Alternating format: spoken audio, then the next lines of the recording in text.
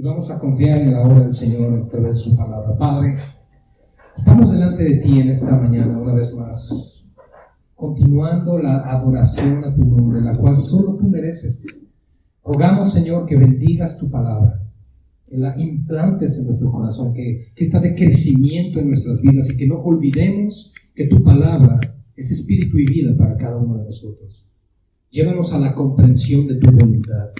Que no seamos, Señor, sabios en nuestra propia opinión, sino que nos neguemos a nosotros mismos y reconozcamos la necesidad de ti y de tu palabra para nuestro crecimiento espiritual.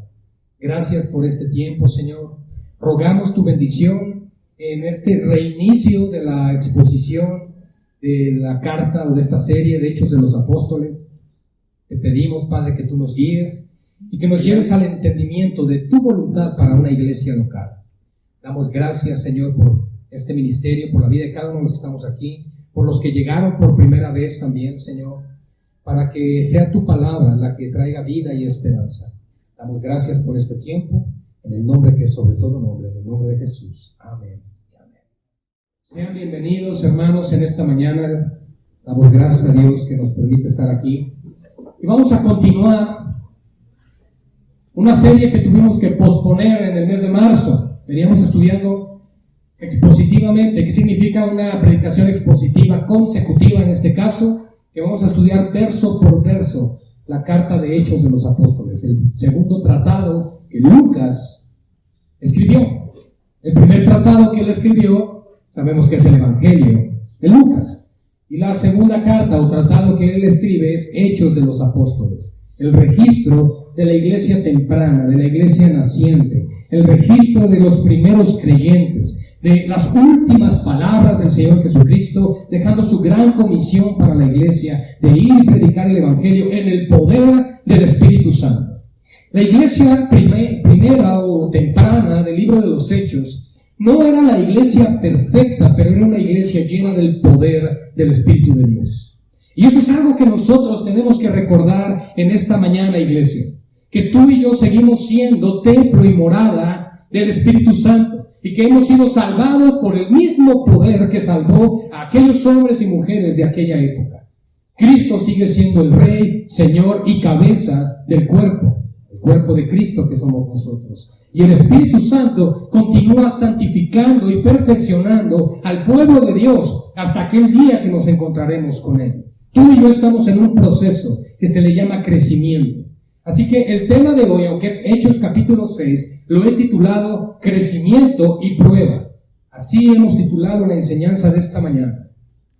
Esta iglesia, hermanos, esta iglesia que surge en el día de Pentecostés, allá en aquellos tiempos, cuando el Espíritu de Dios desciende en formas como lenguas de fuego. Ahora, quiero que entendamos y lo explicamos. Voy a hacer un recuento muy rápido. Cuando esas lenguas aparecen, amados hermanos, el propósito que tuvieron fue llenar del Espíritu de Dios a la iglesia para que cumplieran algo en específico, lo cual encontramos en Hechos 1:8, que es ser testigos del Señor Jesucristo. Testificar el Evangelio, predicar con denuedo la verdad de la palabra de Dios. Ese era el propósito por el cual el Espíritu Santo embistió con poder a aquella iglesia temprana, a aquellos 120 junto con los apóstoles que estaban esperando en el aposento alto la promesa del Padre. El Espíritu Santo, que es la tercera persona de la Trinidad, es la promesa del Padre, es la promesa de Cristo, es la venida de Dios mismo para morar dentro del pueblo de Dios, dentro de su iglesia. Y ahora el Espíritu Santo sigue santificando, perfeccionando, instruyendo, guiando y discipulando al cuerpo de Cristo, hermanos. Tú y yo estamos sometidos a la dirección de Él y a la palabra que Él inspiró. Porque es el Espíritu Santo quien inspiró la palabra, pero la palabra misma es Cristo y vino todo por la voluntad del Padre. Gloria a Dios. La Trinidad exaltada en las Escrituras y la Trinidad exaltada en su iglesia. Aleluya. Bien, hermanos. Una vez que fue predicado el Evangelio en el capítulo 2 de Hechos, porque estamos en el 6, 3,000 almas se convierten en la primera predicación del apóstol Pedro. ¡Wow! Tremendo, una explosión de vida, una manifestación de gozo, una manifestación de la gracia, la misericordia y el perdón de Dios sobre un pueblo impío, sobre gentiles y no gentiles, judíos, prosélitos, de todo tipo de hombres y mujeres. El Señor manifestó su gracia, derramando de su espíritu, no haciendo acepción de personas, que significa que no solo salvó judíos, sino también de aquellos que no pertenecían al linaje judío. Dios en su manifestación y poder salvó 3,000 almas ese día. ¡Wow! Imagínense eso, hermanos. Solo imaginen por un momento que 3,000 de la muchedumbre que visitaba Israel en ese día de Pentecostés para celebrar la fiesta, 3,000 almas se convirtieron. ¿Y qué significa convertirse en el Señor? Que sus mentes fueron transformadas, renovadas, hubo salvación, hubo una manifestación poderosa de la palabra predicada del Evangelio. Y yo creo, iglesia, que hoy en día el Espíritu Santo sigue salvando de la misma forma cuando el Evangelio se predica con poder, autoridad y sana doctrina.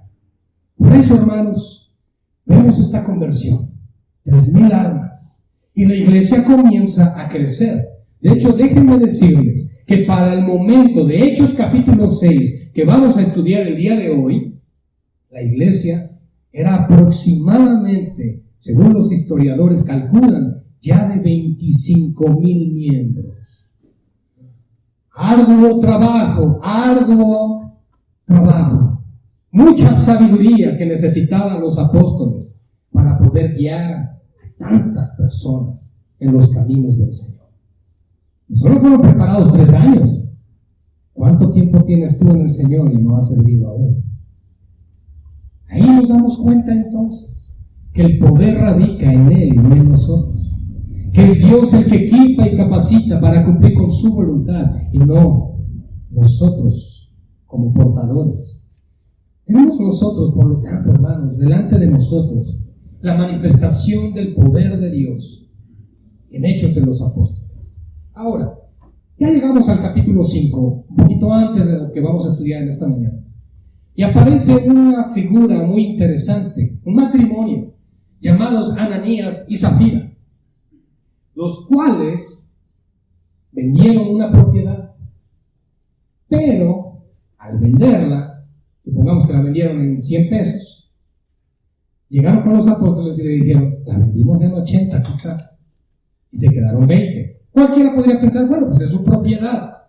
El problema fue que le prometieron al Señor que le iban a dar lo de la venta de la propiedad, y entonces mintieron al Espíritu Santo.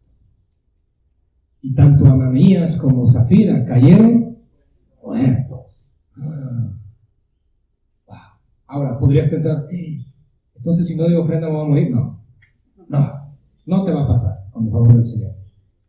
Pero implica que lo que prometes a Dios lo tienes que cumplir.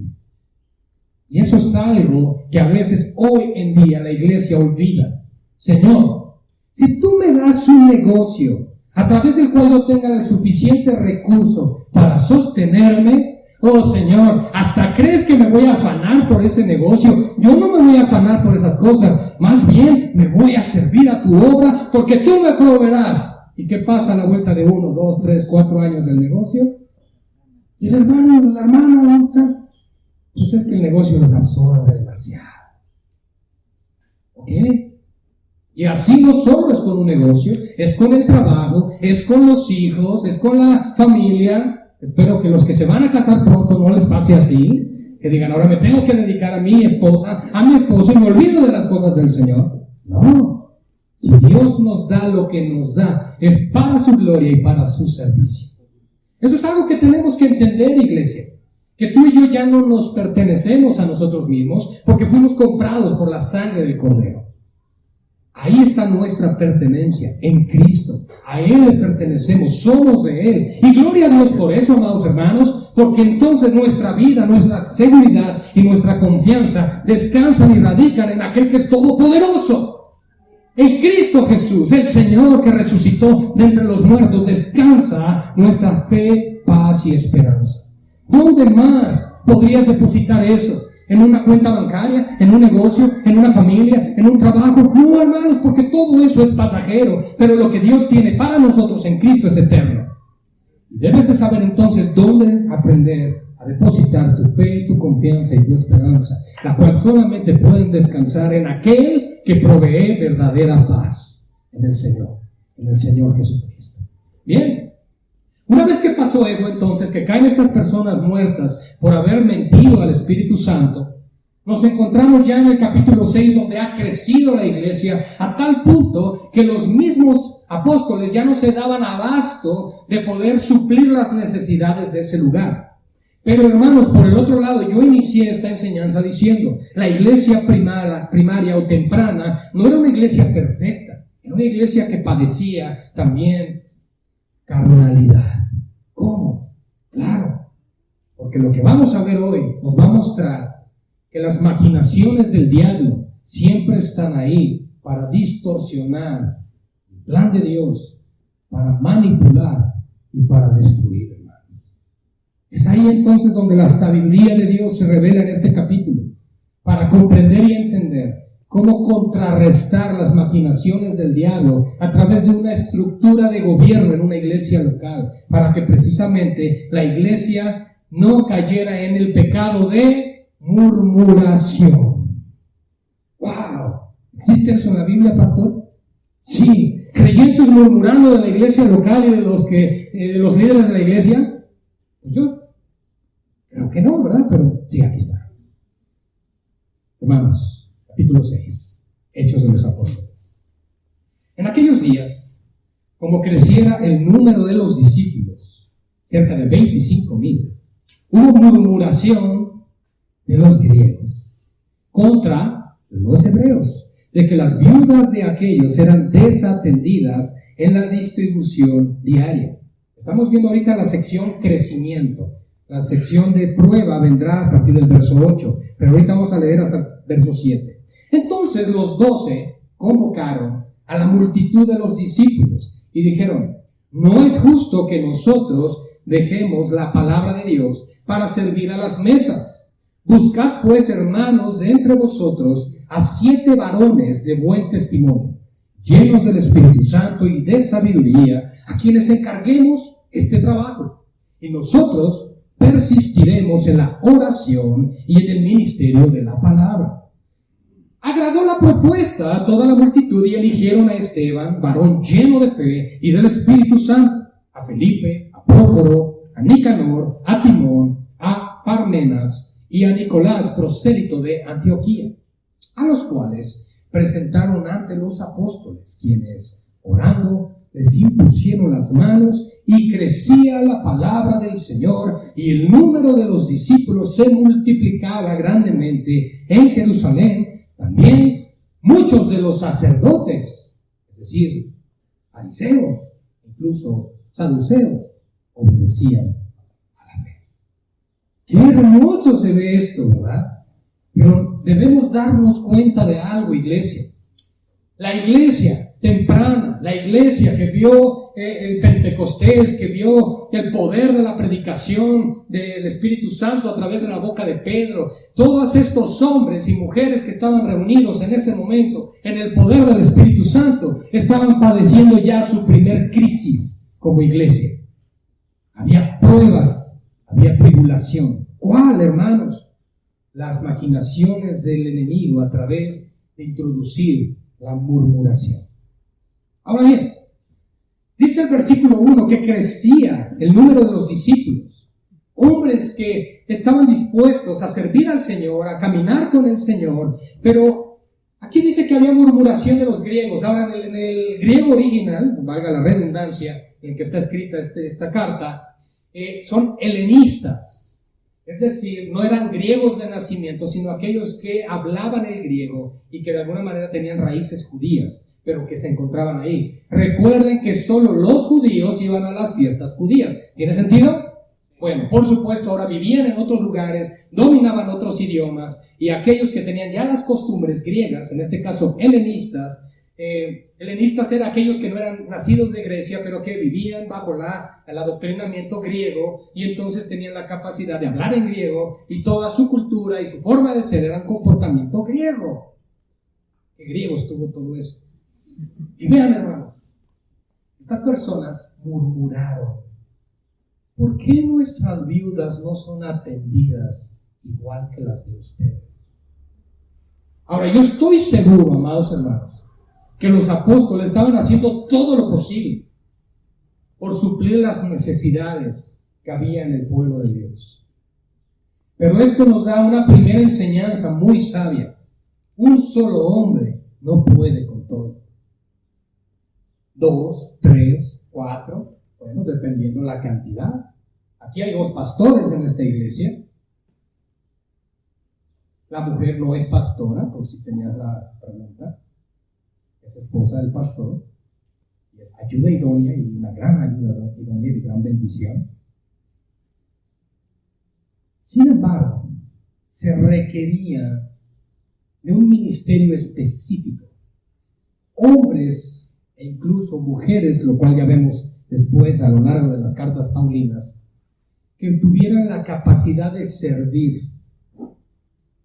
Ahora, podríamos pensar, pero ¿ese servicio cómo era? Bueno, vamos a irlo viendo. El número de los discípulos crecía. Había murmuración de estos helenistas o griegos contra los hebreos con respecto a sus viudas, que estaban siendo desatendidas en la distribución diaria. Bien, hermanos, aquí debemos de también recordar que las viudas de esta congregación y los huérfanos, si hubiese el caso, deben ser prioridad dentro de la iglesia. Deben ser prioridad en el cuidado, en la ayuda y en la atención. Si tú tienes delante de ti una viuda, un huérfano o un matrimonio y los 3 están pasando por prueba, tú primero debes de atender al huérfano y a la viuda y después al matrimonio. Así debe de ser. También si alguno de aquí dice, bueno, pues yo soy viuda y pues entonces que la iglesia me ayude, sí se puede y es bíblico, siempre y cuando no tengas hijos que vean por ti. Eso es otra enseñanza bíblica, para que la iglesia no sea agravada en ese punto. ¿Sí me explico? Digo, esto es bíblico, hermano, no lo estoy manipulando, sino que quiero que entendamos el contexto del por qué estos helenistas estaban murmurando en contra de los judíos, porque sus viudas no estaban siendo atendidas igual. Ahora, no se pusieron a debatir en cuestiones doctrinales, sino que más bien vieron la necesidad. Probablemente era algo justa la petición, pero el modo o el medio como lo estaban pidiendo fue lo incorrecto. Murmuración. La murmuración, hermanos, trae división. Y eso lo entendían los apóstoles. Por eso es que la murmuración llegó hasta sus oídos. Dense cuenta. Los griegos no fueron y pidieron una cita o una reunión o poder hablar con los apóstoles. No, hermanos, vean. Verso 12. Versículo 1. Que hubo esa murmuración de los griegos contra los hebreos. Y entonces los 12 ya convocaron a la multitud de los discípulos, porque esta murmuración llegó hasta sus oídos. ¿Y qué dijeron ellos como líderes en ese momento? Esto no puede continuar así, hay que poner una solución. Y llamaron entonces a la multitud de los discípulos y dijeron: no es justo que nosotros dejemos la palabra de Dios para servir a las mesas. Buscad pues, hermanos, de entre vosotros a 7 varones de buen testimonio, llenos del Espíritu Santo y de sabiduría, a quienes encarguemos este trabajo. Lo primero que debemos resaltar aquí, iglesia, es que no fueron los apóstoles los que escogieron o eligieron a los diáconos. ¿Quién lo hizo? La iglesia. Los mismos apóstoles comisionaron a la iglesia a que escogieran de entre ellos aquellos que podrían cumplir con este servicio. Nosotros, por ejemplo, Comunidad Cristiana Sendas Antiguas, hasta este momento solo contamos, no solo como fuera menos o más, con 2 ancianos, pero no hay diáconos todavía en la congregación. Hay hermanos líderes que están sirviendo al frente de ministerios, pero aún no hay diáconos dentro de la iglesia. Tenemos que trabajar en esto también y orar porque el Señor establezca. ¿Qué tiene que hacer la iglesia entonces a la luz de este pasaje? Que la iglesia debe observar, reconocer a aquellos que están sirviendo entre nosotros de tal manera que puedan cumplir con esta función. Pero lo que me llama la atención es que hay unos requisitos establecidos aquí. Los encontramos también en 1 Timoteo 3, a partir del versículo 8. Pero aquí nos encontramos algo muy preciso y muy claro que los apóstoles están diciendo. Tienen que ser, en primer lugar, varones de buen testimonio. Hermanos, porque si no existe un buen testimonio en las personas que van a estar presidiendo o sirviendo dentro de la congregación, va a ser muy difícil que el resto de la congregación quiera servir con ellos. Es muy difícil. Es por eso que aquí, como lo hicimos en su momento con la elección del anciano, que en este caso fue el pastor Iván, que se hizo una votación y fue la iglesia la que confirma esta votación.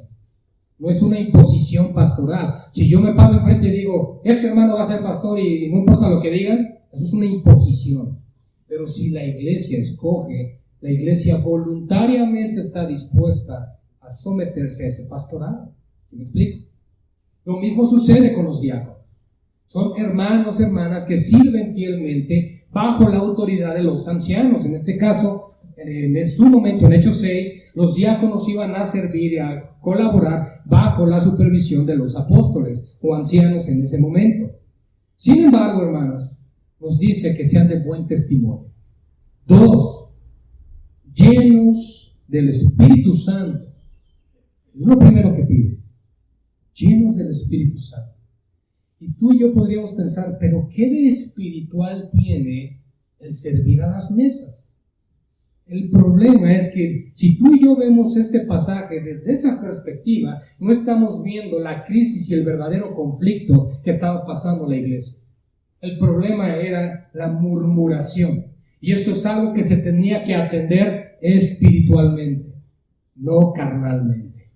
Cualquiera puede servir a las mesas. No lo digo como en término despectivo, pero todos tenemos, si tenemos brazos y piernas, la capacidad de servir a las mesas.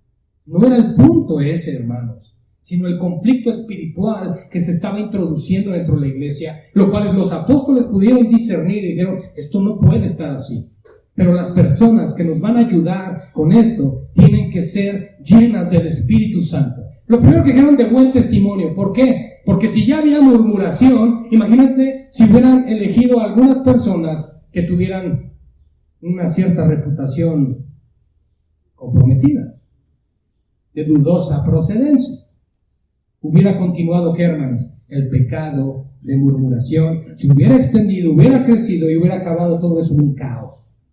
Démonos cuenta entonces cómo desde el principio el Espíritu de Dios, a pesar de la crisis, el conflicto y el número de discípulos que se encontraban, Él estaba obrando sabiamente para traer una estructura alineada a su palabra y una estructura de crecimiento a la iglesia local donde hubiera orden. Yo encuentro, cuando hablamos de los dones del Espíritu Santo, en 1 Corintios capítulo 12, que Dios es un Dios de orden. Y tiene que haber orden en la iglesia, tiene que haber estructura, tiene que haber la capacidad de discernir. Y entonces viene la otra característica que tenía que cumplir estos hombres. ¿Cuál era? Espíritu de sabiduría. ¿Para poder tratar estos temas? Sí, para poder tratar estos temas. En este lugar hay vendimia, ahorita no la hay, esperemos que pronto ya se pueda reactivar, que eso ayuda también para los recursos de la construcción. Pero supongamos que hubiera ciertas diferencias entre los que están sirviendo y entre los que están acomodando mesas, o un conflicto con los sugieres. Nuestros hermanos sugieres a veces se encuentran con la disyuntiva o el problema de que le dicen a alguien, por favor siéntese aquí, y el hermanito o la hermanita dice, no quiero, yo quiero allá porque siempre me siento allá. Y eso es un problema. En primer lugar, es un problema de rebeldía, un problema de orgullo, que no hay sometimiento, porque esos hermanos están sirviendo bajo la autoridad de unos ancianos, y los ancianos están sirviendo bajo la autoridad del Señor. Entonces, esa línea de autoridad no se está obedeciendo. y hay problema, hay conflicto. ¿Y qué pasa? Murmuración. Empieza la murmuración.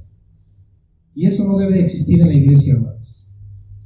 Esas cosas deben ser llevadas cautivas en obediencia a los pies de Cristo, porque esos pensamientos no honran a Dios. No honran a Dios. Tenemos que pedirle al Señor por más humildad, por ser verdaderamente moldeables por el Espíritu Santo. No ser orgullosos, soberbios, sino ser humildes. Porque aquí, amados hermanos, no venimos a servirnos, sino a servir. Venimos a adorar al Rey. Venimos a exaltar a nuestro Señor. Y lo mejor que puedes hacer, y te lo recomiendo, es traer un corazón contrito y humillado. Un corazón humilde que dice: Señor, si no fuera por ti, yo no tendría ningún valor ni propósito en esta vida. Si no fuera por tu misericordia, yo no estaría de pie. Si no fuera por tu gracia, no tendría mi trabajo, no hubiera comido, mis hijos no estudiarían, no tendríamos vestido. Hermanos, a eso venimos a este lugar, a exaltar y glorificar a aquel que nos da todas las cosas sin medida. Así que dicen: busquen pues estos hermanos de entre ustedes. Escogieron a 7. Sabemos que 7 en la Biblia representa plenitud o completo o perfecto. Por lo tanto, era como que el número exacto que se necesitaba para poder suplir la necesidad en ese momento. Por supuesto, más adelante seguramente hubieron más, y puede variar el número en cada iglesia local. Eso no es una norma, no significa que en esta iglesia tenga que haber 7 diáconos. No es forzoso, no es una normativa. Y nosotros, dice entonces el versículo 4, dice: persistiremos en la oración y en el ministerio de la palabra. Si somos un cuerpo espiritual, el cuerpo de Cristo, y somos la iglesia, necesitamos continuamente recibir alimento de su palabra. La palabra misma es alimento, pero la palabra necesita ser enseñada correctamente. Por eso los apóstoles reconocían que no podían perder el tiempo en otra actividad. No estoy diciendo que no sea valioso el servicio que están haciendo los que están sirviendo y no están predicando. ¿Por qué? Porque en primer lugar nos damos cuenta que tenían que ser hombres llenos de Espíritu Santo y de sabiduría, lo cual implica, amados hermanos, que no es cualquier labor, no es cualquier cosa. Sin embargo, los apóstoles dijeron: no es justo que dediquemos tiempo a eso, porque vamos a descuidar algo que se nos comisionó: la predicación de la palabra y la oración. Aquí nuestro hermano José alguna vez me ha dicho: pastor, a nosotros déjenos esto de arreglar y esto, ¿qué prediquen? La verdad no se me dan muchas cosas, pero el Señor me llamó a predicar, entonces eso hacemos. ¿A qué voy con esto, hermanos? Que somos un cuerpo, y que dentro del cuerpo tenemos diferentes funciones, y que estas funciones deben ser reconocidas. Y entonces los mismos apóstoles dijeron: podríamos servir a las mesas, pero no tendríamos ya el tiempo para nuestro alimento personal, para dar el alimento a la congregación. Por eso es importante entender que los servidores son no solamente útiles, sino que son necesarios dentro del cuerpo de Cristo. ¿Agradó la propuesta? Pues claro, les agradó la propuesta a toda la multitud, porque venía de parte del Señor, y eligieron a Esteban. Ahora, lo que me llama la atención es que en el versículo 2, ahorita vamos a donde estamos, dice que estaban los 12. Para los que no estuvieron en la predicación del Hechos capítulo 1, deben de saber: Judas Iscariote ya se había muerto, se suicidó. Sin embargo, hubo, no guiado por el Espíritu Santo, sino por propia iniciativa de Pedro, se le ocurrió. Dijo: pues yo creo que hay que cumplir esta profecía, y pues ¿quién mejor que nosotros? Porque somos los herederos de la palabra del Señor.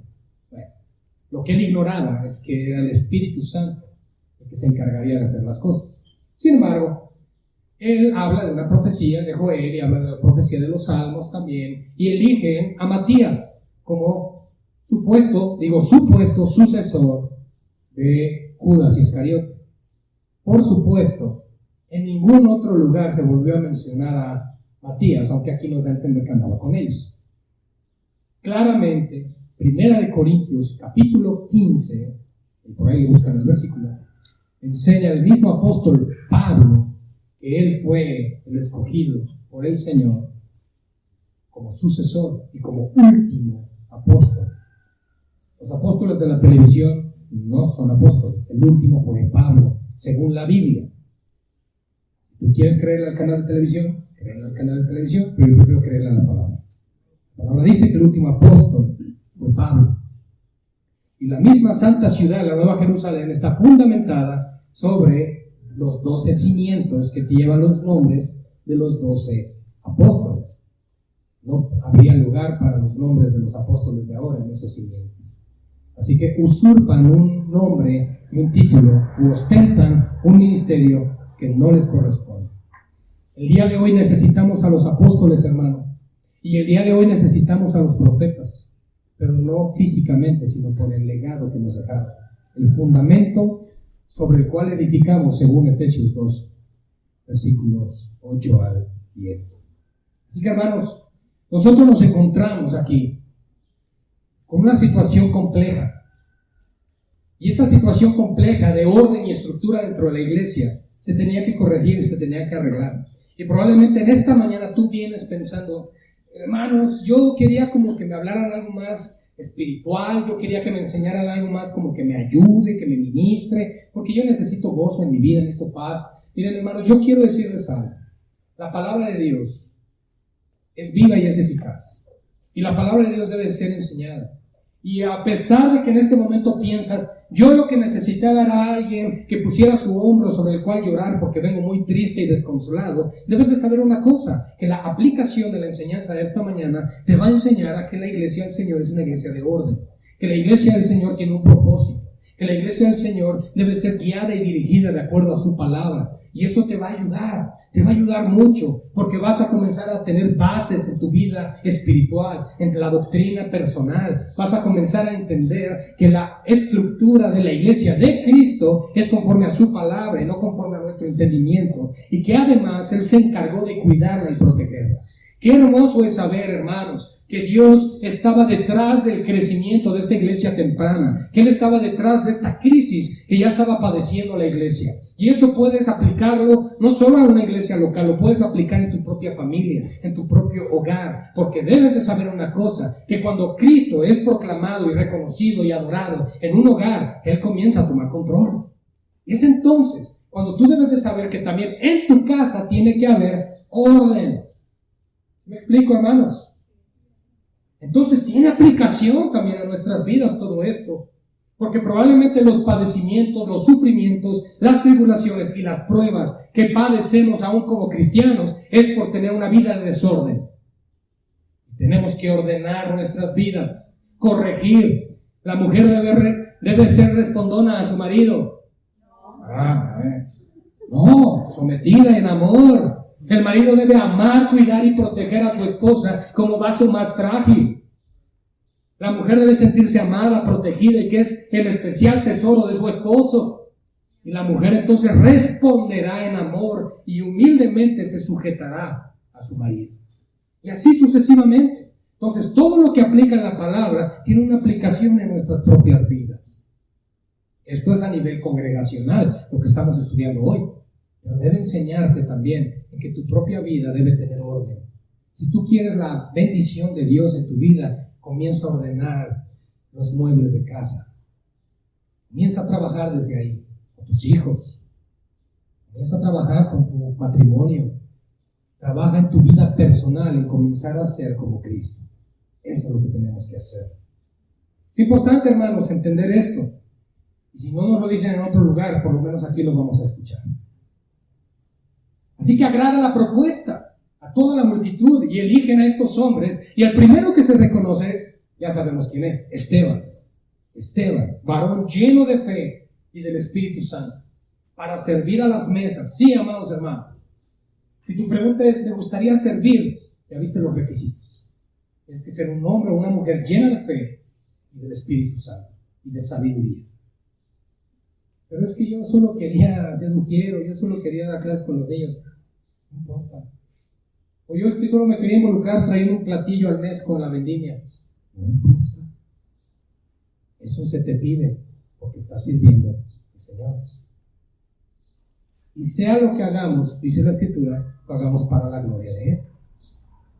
Así como la predicación tiene que ser así, también cuando los hermanos que sirven en la limpieza están lavando y limpiando este lugar, todo se hace para la gloria de Dios. Todo, hermanos. Y la iglesia estaba perdiendo ese enfoque, pero gloria a Dios. Gloria a Dios, que Dios permitió esa murmuración para bien. ¿Cuántos sabemos que Dios usa las cosas que aún vemos como mal para bien? Gloria a Dios, hermanos. Y eso le pasó, por ejemplo, a José, que fue vendido por sus hermanos. Y una vez que él se los encuentra muchos años después en Egipto, les dice: ustedes pensaron todo eso para mal, pero Dios lo usó para bien. Ahora, José padeció, estuvo en prisión, fue calumniado, lo acusaron de haber tratado de abusar de la esposa de Potifar y muchas otras cosas. Pero Dios estuvo con él y Dios tenía un propósito. Entonces tú y yo debemos de entender una cosa: aún en medio de las cosas que nos parecen mal, Dios está obrando para bien, porque la Escritura me enseña en Romanos capítulo 8 que a los que aman al Señor, todas las cosas nos ayudan para bien. Tenemos que creerlo y tenemos que vivir a la luz de eso. Pero en medio de la prueba también tenemos que tener discernimiento de decir: ¿por qué estoy pasando por esto? No solamente Dios está tratando conmigo. Sí, pero oye, pero eres adúltero. Bueno, es que esa parte no la pensé que fuera grave. No, claro, porque hay consecuencias del pecado. Hay consecuencias, cualquiera que éste sea. Y amados hermanos, yo quiero que notemos algo aquí. Este pasaje de Hechos 6 no nos está hablando de un problema dentro de la iglesia de adulterio, no nos está hablando de un problema de fornicación, no nos está hablando de un problema de homosexualidad, no nos está hablando de un problema de alcoholismo, de drogadicción, nos está hablando simple y sencillamente del pecado de murmuración. Y todo el ejército espiritual que se tuvo que movilizar para corregir eso dentro de la iglesia. ¿Se dan cuenta? ¿Se dan cuenta, hermanos? Por eso es que no debemos ignorar lo que el enemigo puede estar maquinando en nuestra contra. Por eso no debes de ignorar que por eso la palabra de Dios te dice: debes velar a tiempo, debes de estar orando, debes de estar ayunando, debes de estar buscando el rostro de Dios, debes de estar dependiendo de Él, porque continuamente estamos siendo atacados. No ignoren esto, iglesia, desde los que están en la primera fila hasta el final. Tenemos una lucha, no contra sangre y carne, pero hay una lucha espiritual. Hay una lucha contra nuestro pecado, contra nuestra concupiscencia. Suficiente enemigo tenemos con nosotros mismos, y además de fuera, las tribulaciones, las tentaciones, las pruebas, los dardos de fuego y todas esas cosas que buscan debilitar nuestra fe. ¿Qué es entonces lo que hizo la iglesia? Buscar la dirección del Señor. Y eso es lo que tú y yo tenemos que hacer. En cualquier circunstancia: Señor, yo debo depender de ti, mi familia, mi hogar, están en tus manos, lo sé, pero ¿qué tengo que hacer? Ir a las Escrituras y conocer la voluntad del Señor. Entonces, hermanos, escogieron a estos hombres, se nos menciona a los 7, pero el que va a resaltar o a sobresalir de entre ellos es Esteban. Sobre todo el capítulo 7 que vamos a estudiar la próxima semana va a ser de mucha bendición a nuestras vidas. Aunque es el capítulo donde lo matan, es un capítulo de bendición para todos nosotros, los testigos de Cristo. Porque la palabra testigo en el griego original dice: serán mártires por mi nombre. Esteban fue el primero. ¿Podrías seguir tú? Así que estos hombres fueron traídos delante de los apóstoles. Verso 6. Quienes orando les impusieron las manos. Ahora quiero que entendamos algo, iglesia. La imposición de manos en el Nuevo Testamento, bíblicamente, ¿qué es? Bueno, por ahí han leído seguramente en 1 de Timoteo, creo que está en el capítulo 4, se le exhorta a Pablo, a Timoteo, a que no imponga con ligereza las manos y a que no participe de pecados ajenos. Podrías pensar: entonces no debo orar por cualquiera. No está diciendo eso. Tú debes orar por todos. Entonces, ¿por qué se le dice que no imponga con ligereza las manos? Porque primera, segunda de Timoteo y Tito son cartas pastorales y las instrucciones para el establecimiento de ancianos y diáconos. Entonces, lo que está diciéndole Pablo a Timoteo es: no le impongas las manos ordenando como anciano o diácono a cualquiera. No participes en pecados ajenos. Tienes que revisar que cumplan con los requisitos. ¿Sí me explico? Ese es el contexto de las cartas. Tú puedes orar por todos. Ni se te va a pasar nada de la otra persona a ti. ¿Okay? Y lo único que tú le puedes pasar a la otra persona con imposición de manos hoy en día bajo el nuevo pacto son tus gérmenes. Nada más. No hay transferencias de unciones, no hay nada de esas cosas, iglesia. No caigan en ese engaño. Lo único que es confirmar voluntad de Dios. Podemos orar por los enfermos imponiendo manos, pero no crean que es así de salió el poder y sanó. No, hermanos. Es el Espíritu Santo el que sana a la otra persona y no es a través de ti. Ahora, quiero dejar algo aquí claro antes de que me vean feo. Porque existen los dones, aunque yo creo en la operación de los dones de una manera mucho más limitada que en el primer siglo. Claro. Pero Dios nos pide y nos ordena orar por todos los hombres, 1 Timoteo 2:1, pero también nos dice que oremos por los enfermos y que pongamos manos sobre ellos. ¿Eso entonces es una garantía de que todos van a sanar? No, hermanos. Incluso en Santiago, cuando dice, fíjense lo que les voy a decir, en Santiago cuando dice que el que esté enfermo lo traigan y que los ancianos oren por él, ungiéndolo con aceite, y que si hubiera cometido pecados, aún también estos le serían perdonados, ¿qué creen? No está hablando expresamente de una enfermedad física, sino del problema que había entre dos personas y que tenían que ser restaurada la relación. Ese es el contexto de lo que está hablando ahí Santiago. El problema está en cuando tomamos versículos aislados. Este verso dice esto, pastor. Sí, pero ¿qué dice alrededor? ¿Cuál es su contexto inmediato? Su capítulo, el libro, el pacto, la audiencia, etcétera, etcétera. He ahí la importancia de predicar y trazar las escrituras bíblicamente, en sana doctrina. Por eso es que predicamos en esta congregación expositivamente, es decir, verso por verso, con el propósito de no brincarnos nada ni decir algo que no está diciendo las Escrituras. Es por eso, amados hermanos, que debemos entender que la imposición de manos que los apóstoles hicieron sobre ellos fue para confirmar la voluntad del Señor del llamamiento de estos 7 diáconos. Esa es la imposición de manos. Por eso aquí oramos por los enfermos. Por eso aquí oramos cuando fue ordenado Pastor Iván. Vino el Pastor Martínez, estuve yo y oramos por él y la iglesia oró y entonces se ordenó a un anciano. Y así es bíblicamente, hermanos. No veamos las cosas con misticismo ni con cuestiones de magia o superstición. Tenemos que ser bíblicos. Entonces, imponen las manos y fueron presentados a ellos. Ellos se encargaron de eso. Y dice a partir del versículo 7, y que crecía la palabra del Señor, y el número de los discípulos se multiplicaba grandemente en Jerusalén, al grado de que también había muchos sacerdotes que obedecían a la fe. ¡Wow! ¿Se dan cuenta de lo que puede hacer la palabra del Señor? Qué hermoso es saber, ¿no?, que el Evangelio, si vas y le predicas al sacerdote de aquí de la catedral, se pueda convertir al Señor. Wow, sería hermoso, ¿no? Pero ¿qué creen? Para que eso suceda tiene que haber quien les predique. Y de aquí son enviados, pero no van. Son dos cosas. Aquí hay ministerio de evangelismo y es el que menos gente tiene. El que más tiene, ¿con qué es? La adoración, ¿no? La alabanza. Sí nos gusta, pero no nos gusta predicar, no nos gusta ir por las almas. Nos gusta lo sencillo, lo cómodo, lo fácil y donde me puedan ver. Pero no quiero pagar el precio que Cristo me dice que pague. Que sea negarme a mí mismo para llevarle el Evangelio a esas personas que lo necesitan. ¿Sabes cuánta gente hay con necesidad de escuchar el Evangelio alrededor de tu casa?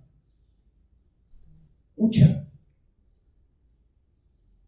Que tú eres la pieza clave ahí, en las manos del Señor. Ahora, así como Dios no está diciendo que todos se van a sanar, tampoco dice que todos se van a salvar. Pero tú tienes que hacerlo, tu parte. Imprímete folletos, haz algo, visita, disipula. Algún hermano que dices, no he visto que ha venido tal hermano, tal familia. De casualidad ya les llamaste, ya te acercaste. Y un largo, etcétera, todo esto, hermanos. No quiero que salgan tristes de aquí. Quiero que disfruten su comida también. Pero hermanos, es para reflexionar. Para reflexionar. Porque la iglesia vio la necesidad, porque, ¿qué creen? ¿Saben qué hizo que este crecimiento fuera exponencial en la iglesia temprana? Por supuesto, la llegada del Espíritu Santo. Nos queda claro. Pero hermanos, estamos hablando de los judíos, celosos. Porque tampoco me digan que, ay, qué celosos éramos del catolicismo. Aquí sí estamos hablando de gente celosa de sus tradiciones y de sus costumbres al punto de morir por ellas. Hoy nos encontramos con una generación a nuestro alrededor totalmente ajena a la vida de Dios. Dura, fría, rebelde, insensible,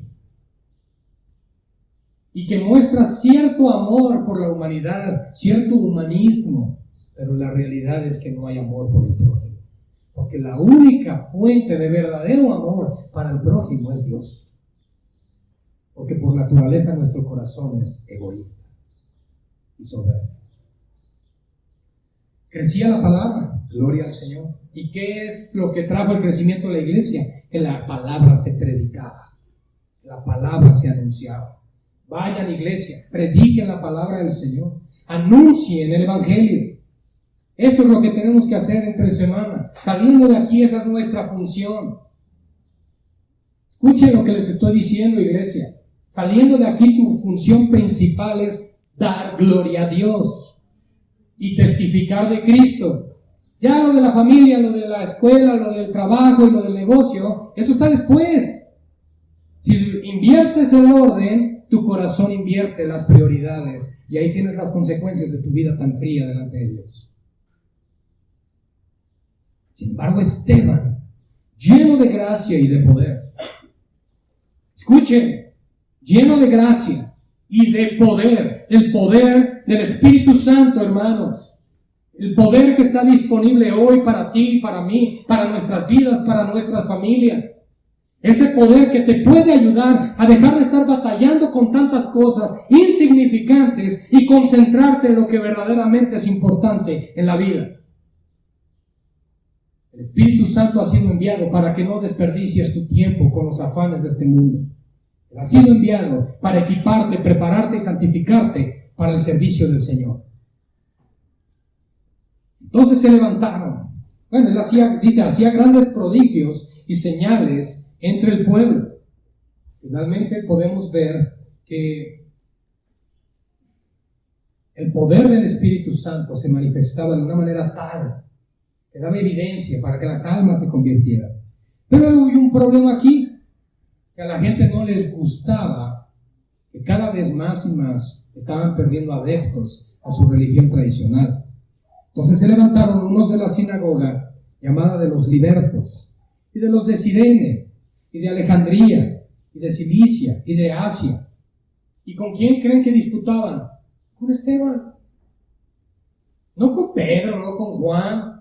Dijeras, oye, pues hubieran aventado un buen argumento teológico con Juan o con Pedro. Por lo menos ellos tenían tiempo conociendo al Señor. Pero no. Aquí hay algo muy importante. El que equipa es el Espíritu Santo.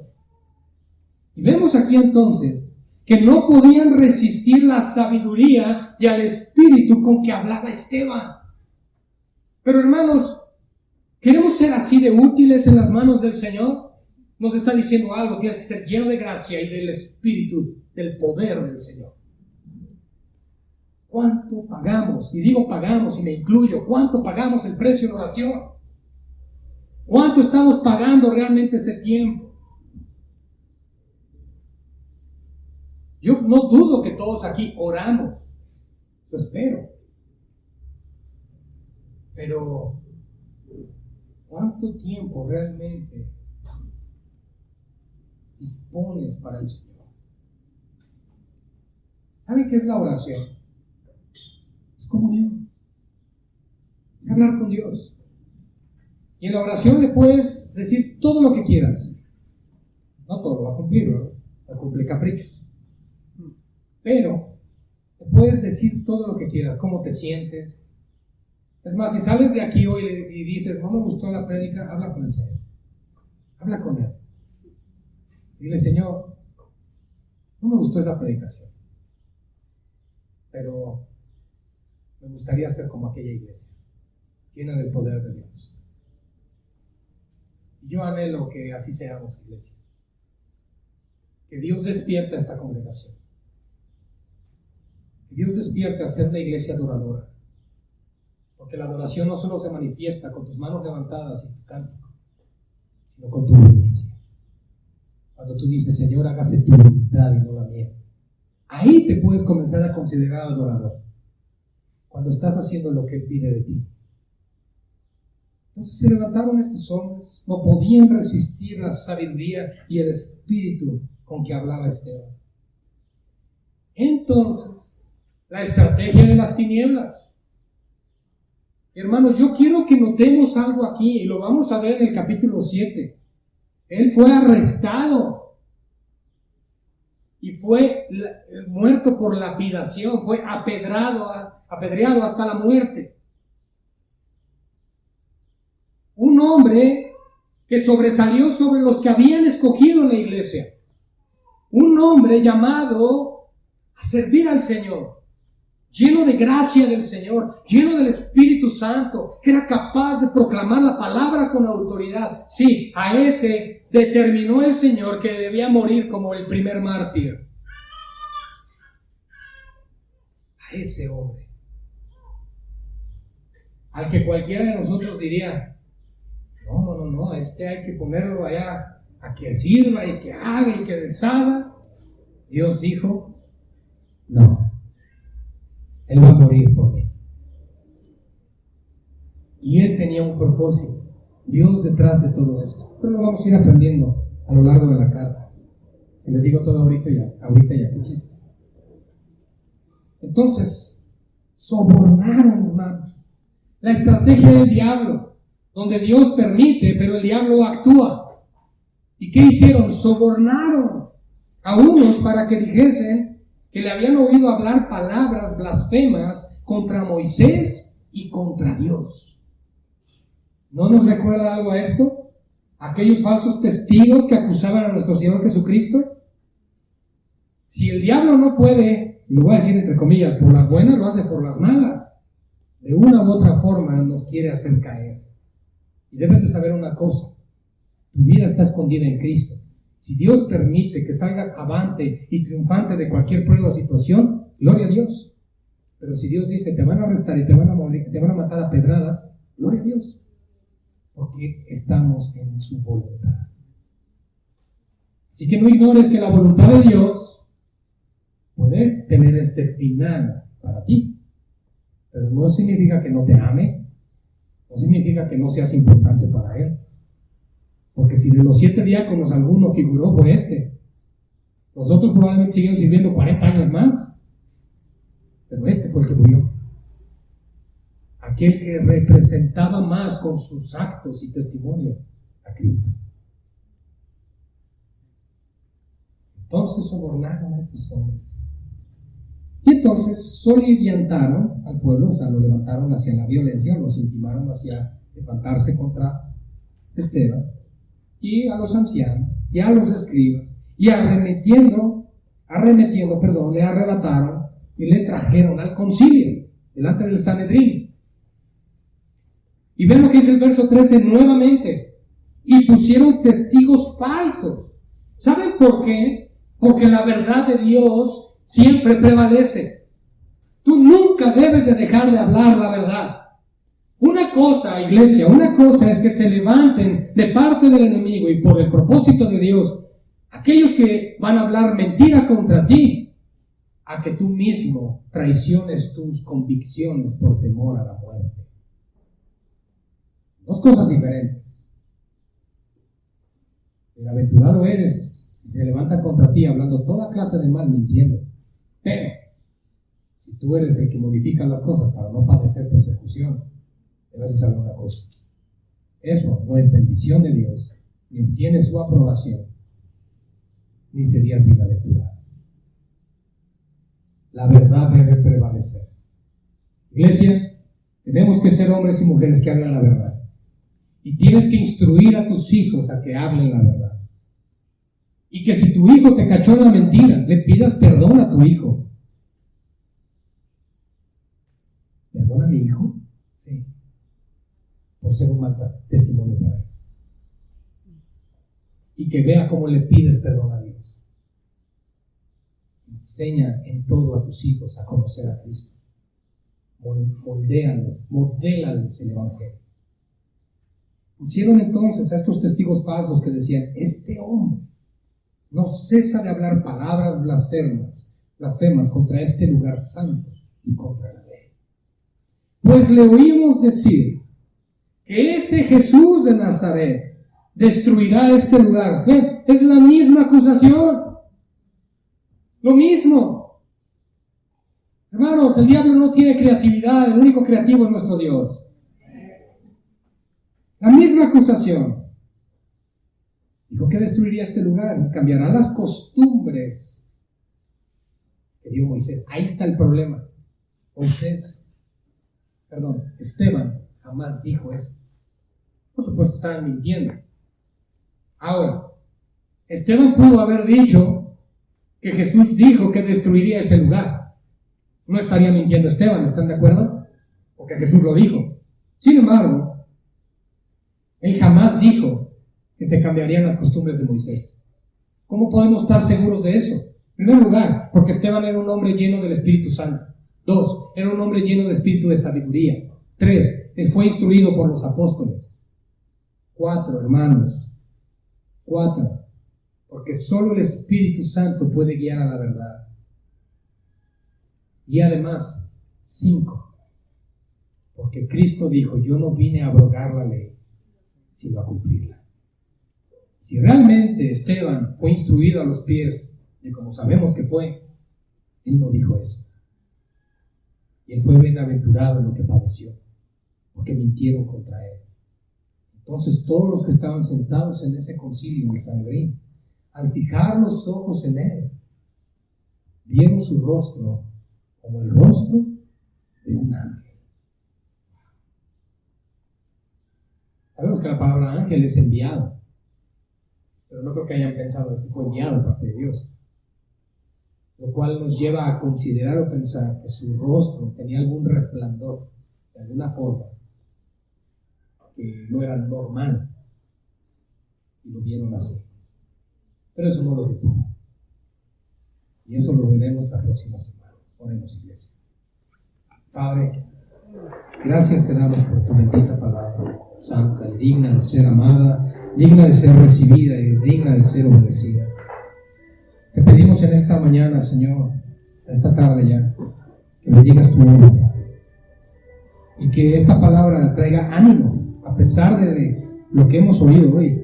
Al final, en la conclusión, nosotros debemos recordar que todas las cosas nos ayudan para bien. Y Señor, damos gracias y oramos por la dirección en esta iglesia y en nuestros hogares para que podamos ser un pueblo ordenado. Que establezcamos orden en nuestras vidas, Señor. Orden en nuestras finanzas. Orden en nuestra vida espiritual. Para que entonces en todo te demos gloria y honra, Señor. Ciertamente, Padre, somos pecadores, incluso hipócritas, Señor. Pero a ti no te podemos engañar. Por lo cual delante de ti, Señor, oramos, porque nos ayudes a enderezar nuestros pasos en el nombre de tu Hijo Jesús. Gracias, Señor, por ayudarnos, por guiarnos y por hablarnos hoy a través de tu palabra. En el nombre que sobre todo nombre oramos. En el nombre de Jesús. Amén y amén.